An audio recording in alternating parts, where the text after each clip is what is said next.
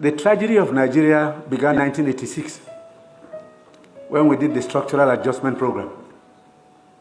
When we were persuaded to devalue our currency every week for 32 years. When I went to school, and many of you are here, the naira was $1.50. The naira was almost £1 sterling. They came here, persuaded some brilliant men from Harvard and the World Bank that weekly devaluation was wonderful. 32 years of devaluing your currency until we hit 527. And they were still telling us that the naira was still overvalued. That brought poverty, misery upon us. Then interest rates went to 30%. So nobody could build a factory, start a farm, produce anything, or create jobs.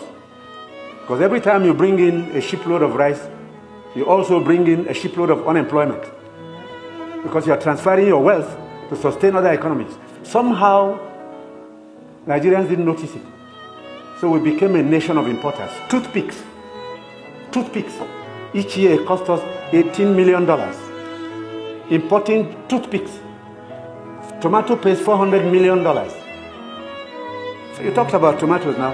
One basket in town now is less than 2,000 naira. The farmers are losing money because the processors don't have enough funds to set up factories. They are going to do tomato paste. It's food-grade stainless steel. You can't just use anything because you'll be putting poison in people's stomachs. 2 factories have started off. I believe by the middle of next year, we can comfortably tell importers of tomato paste to stop. But when you do, you make enemies. Even the rice we're trying to reduce. We have enemies, heavy enemies, people who can kill if they have a chance, because you're spoiling their business. And let nobody take it lightly. These guys have seized this country's economy, they've taken us hostage, and they have no intention of giving up. Because this is a huge market, a very sweet market, and they have taken control. And I'm saying it because I have been in this business for 41 years and I can tell you some history. Abdullah Adamu is here. Import milk, sugar, toothpicks, toothpaste, handkerchiefs, pencils. We don't make. To cure Nigerians of that malady will take a while. It will take a strong government. That's the truth. And they are not happy that we're cutting down. When we cut down, they lose money there. So you see all sorts of publications. We're telling lies. We're not growing rice.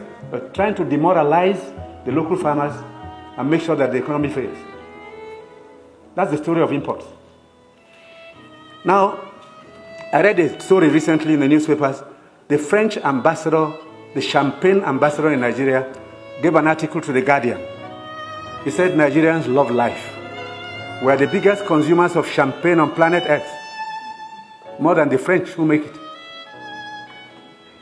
There are parties you attend in some places where the only drink is champagne. Of course, the individual is free to spend his money, but his money comes from Nigeria's commonwealth. So on imports, it will take a while for us to get used to local goods and accept that we should consume what we produce and produce what we want to consume. So I take your point. We have to take stern measures to cut down on imports because these young boys and girls who have no jobs today are not going to allow us to carry on enjoying life at their expense. They need jobs. They need jobs. They are children. They've graduated, they've come back home to begin a second childhood because there's no factory to employ them. And the ministries can't take any more. But somebody is making sure you fail when you want to produce at home.